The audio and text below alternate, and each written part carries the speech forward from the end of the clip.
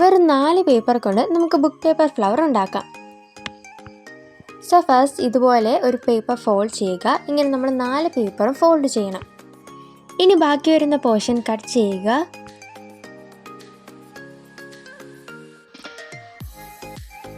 ബാക്കി വന്ന ഈ പോർഷനും നമ്മൾ ആദ്യം ചെയ്തതുപോലെ തന്നെ വീണ്ടും ചെയ്യാം.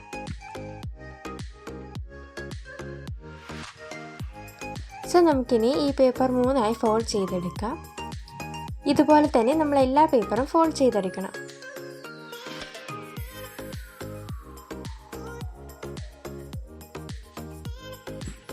ഇനി നമുക്ക് ഇതുപോലെ പെറ്റൽ ഷേപ്പ് എല്ലാ പേപ്പറിലും വരച്ച് കട്ട് ചെയ്തെടുക്കാം.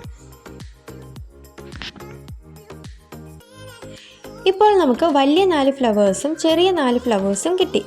ഇതിൽ വലിയ 4 ഫ്ലവേഴ്സിൻ്റെ ഒന്നാമത്തെ ഫ്ലവറിൻ്റെ ഒരു പെറ്റലും രണ്ടാമത്തെ ഫ്ലവറിൻ്റെ 2 പെറ്റലും ഇതുപോലെ തന്നെ 3ഉം 4ഉം ഫ്ലവറിൻ്റെ 3ഉം 4ഉം പെറ്റൽ വീതം നമുക്ക് കട്ട് ചെയ്യാം.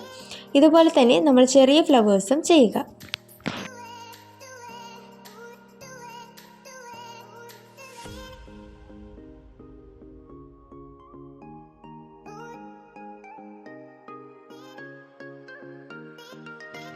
കട്ട് ചെയ്ത ഫ്ലവേഴ്സ് ഒട്ടിച്ചതിന് ശേഷം വലുതിൽ നിന്ന് ചെറുതിലേക്ക് എന്ന ഓർഡറിൽ നമുക്ക് ഫ്ലവേഴ്സ് ഒട്ടിച്ചു കൊടുക്കാം. ഇതുപോലെ തന്നെ നമുക്ക് 2 ഫ്ലവേഴ്സും ഒട്ടിച്ചു കൊടുക്കാം.